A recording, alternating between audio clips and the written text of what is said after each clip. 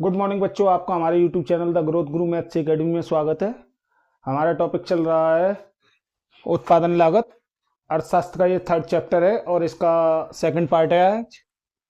इससे पहले पार्ट हो चुका है। तो देखिएगा, क्वेश्चन कह रहा है उत्पादन फलन से आप क्या समझते हैं, इसकी मान्यताएं एवं विशेषताओं का वर्णन करते हुए अल्पकालीन एवं दीर्घकालीन उत्पादन फलन में अंतर स्पष्ट कीजिए। उत्पादन फलन क्या होता है? उत्पादन फलन किसी फर्म के उत्पाद यानी कि आउटपुट और आधा इनपुट के बीच संबंधों को उत्पादन फलन कहते हैं। यानी कि जो आउटपुट और इनपुट के बीच के संबंधों को व्यक्त कर सके उसी को हम उत्पादन फलन कहते हैं। उत्पादन फलन यह बताता है कि एक दिए हुए तकनीकी ज्ञान और प्रबंध योग्यता की सहायता से उत्पादक आधाओं के विभिन्न संयोगों से उत्पाद के अधिकतम मात्रा किस प्रकार प्राप्त कर सकता है। यानी कि जो भी टेक्निकोलॉजी है और प्रबंध की जो भी एबिलिटी है उसकी सहायता से विभिन्न सहयोग अलग अलग डिफरेंट तरीके से उनका प्रयोग करके उत्पादन की अधिकतम मात्रा कैसे उत्पादित कर सकता है। संक्षेप में उत्पादन फलन उत्पादन संभावनाओं की सूची है। परिभाषाएं इसकी प्रोफेसर स्टोवेस्की के अनुसार किसी भी फर्म का उत्पादन उत्पत्ति के साधनों का फलन है। जो भी उत्पत्ति के साधन है उनका फलन है, और यदि गणितीय रूप में दे रखा जाए तो इसे उत्पादन फलन कहते हैं। सैमुअल्सन ने जो कहा है वो उन्होंने कहा उत्पादन फलन वह प्राविधिक संबंध है जो यह बताता है कि आधाओं के प्रत्येक समूह द्वारा कितना उत्पादन किया जा सकता है। यह किसी भी दी हुई प्राविधिकी ज्ञान की स्थिति के लिए परिभाषित या संबंधित होता है। अब आता है उत्पादन फलन की मुख्य मान्यताएं क्या क्या हैं। उत्पादन फलन की अवधारणा निम्नलिखित मुख्य मान्यताओं पर आधारित होती है। नंबर 1, उत्पादन फलन निश्चित समयावधि से होता है। नंबर 2, उत्पादन फलन दी हुई तकनीकी ज्ञान से परिभाषित होता है। नंबर 3, उत्पादन फलन उत्पादित वस्तुओं की कीमत और साधनों की कीमतों से पूर्णतः स्वतंत्र होते हैं। नंबर 4, उत्पादन फलन एक दिए हुए समय या प्रति इकाई समय के संदर्भ में होता है। नंबर 5, साधनों की स्थिरता एवं परिवर्तनशीलता के आधार पर उत्पादन फलन को 2 भागों में विभाजित किया जा सकता है। नंबर 1, जिनमें कुछ साधन स्थिर तथा कुछ साधन परिवर्तनशील होते हैं। नंबर 2, इसमें सभी साधन परिवर्तनशील होते हैं। उत्पादन फलन की विशेषताएं।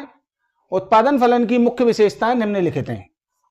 नंबर 1, उत्पादन फलन साधनों की भौतिक मात्रा तथा उत्पादन की भौतिक मात्रा के संबंध को बताता है। नंबर 2, एक उत्पादन फलन दी हुई तकनीकी ज्ञान से परिभाषित होता है किया जाता है। नंबर 3, उत्पादन फलन उत्पादित वस्तुओं की कीमत और साधनों की कीमतों से पूर्णतः स्वतंत्र होते हैं, अलग अलग होते हैं। नंबर 4, एक उत्पादन फलन एक दिए हुए समय या प्रति इकाई समय के संदर्भ में होता है।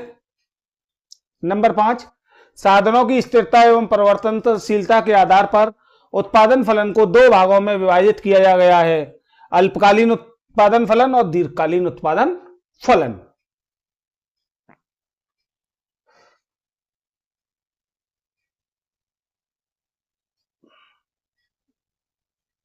देखिएगा, यदि दोनों अलग अलग नहीं याद करने हो आपको उत्पादन फलन की मुख्य मान्यताएं और विशेषताएं, तो आप एक और काम भी कर सकते हैं कि मान्यताओं को ही विशेषताएं मान लें।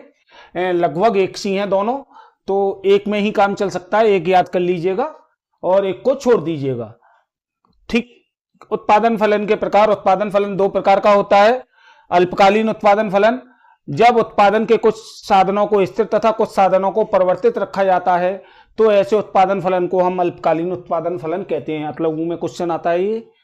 दीर्घकालीन उत्पादन फलन, जब उत्पादन के सभी साधन परिवर्तनशील होते हैं तो ऐसे उत्पादन फलन को दीर्घकालीन उत्पादन फलन कहा जाता है। अल्पकालीन उत्पादन फलन एवं दीर्घकालीन उत्पादन फलन में अंतर। अल्पकालीन उत्पादन फलन, अल्पकालीन उत्पादन फलन में समय कम होता है। उत्पादक अपनी वस्तु की पूर्ति को एक सीमा तक परिवर्तित कर सकता है। साधनों का परस्पर सहयोग अनुपात बदल जाता है। उत्पादन के परिवर्तनशील साधनों की कीमतें बदलती रहती हैं। यह परिवर्तनशील अनुपातों का नियम है। इसे नियम के रूप में देखा जा सकता है। दीर्घकालीन उत्पादन फलन में नंबर 1, दीर्घकालीन उत्पादन फलन में अल्पकालीन उत्पादन फलन की अपेक्षा समय अधिक होता है। नंबर 2, ये एक उत्पादक मांग के अनुसार पूर्ति को समायोजित कर सकता है। नंबर 3, साधनों को एक साधन समान अनुपात में ही परिवर्तित किया जा सकता है। नंबर 4, उत्पादित वस्तु की कीमत एवं उत्पादन के विभिन्न साधनों को की कीमत स्थिर रहती है। नंबर 5, यह पैमाने के प्रतिफल का नियम है। और नंबर 6, इसे किसी नियम के रूप में नहीं देखा जा सकता। नेक्स्ट क्वेश्चंस देखते हैं।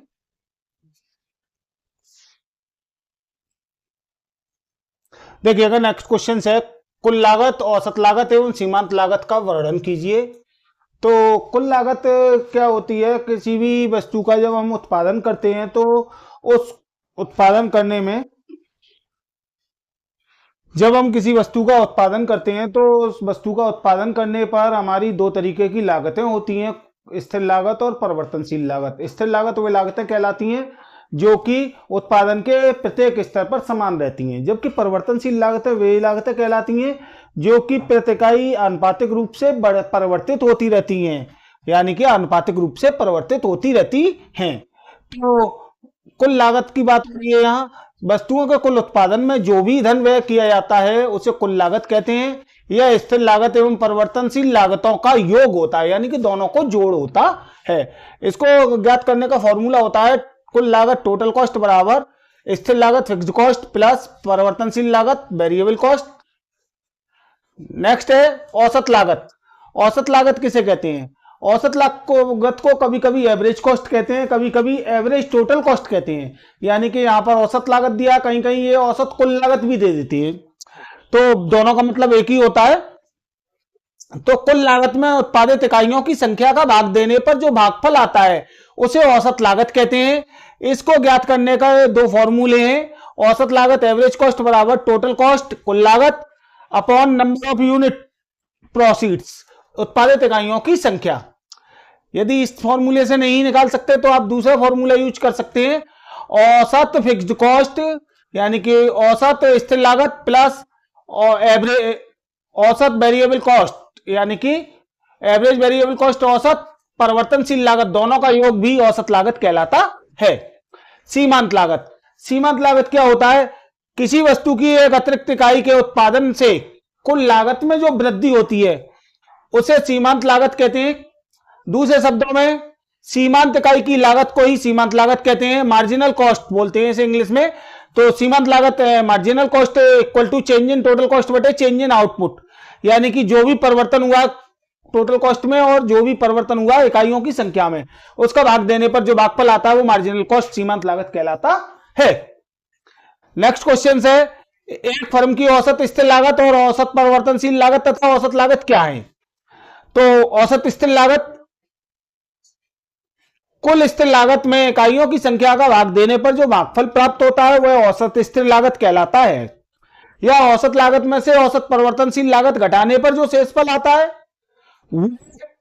औसत स्थिर लागत कहलाता है। दोनों ही तरीके से कैसे भी लिख सकते हैं हम। औसत स्थिर लागत एवरेज फिक्स्ड कॉस्ट बराबर होता है औसत लागत एवरेज कॉस्ट माइनस औसत परिवर्तनशील लागत एवरेज वेरिएबल कॉस्ट।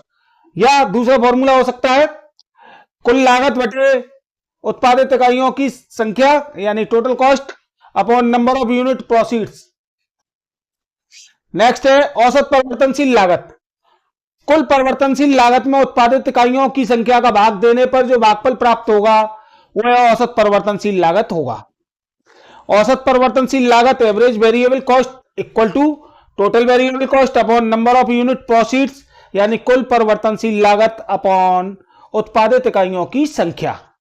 दूसरा फॉर्मूला होता है एवरेज कॉस्ट औसत लागत माइनस एवरेज फिक्स्ड कॉस्ट औसत स्थिर लागत। ठीक, और एक और लागत रहेगी इसमें औसत लागत। तो औसत लागत मैंने ऊपर बीच में लिखा हुआ है कि औसत लागत क्या होती है, वही सेम नीचे भी आएगी। तो इसी के साथ हमारा चैप्टर 3 कंप्लीट। यदि वीडियो पसंद आई हो तो लाइक, सब्सक्राइब एंड शेयर करें। Thank you.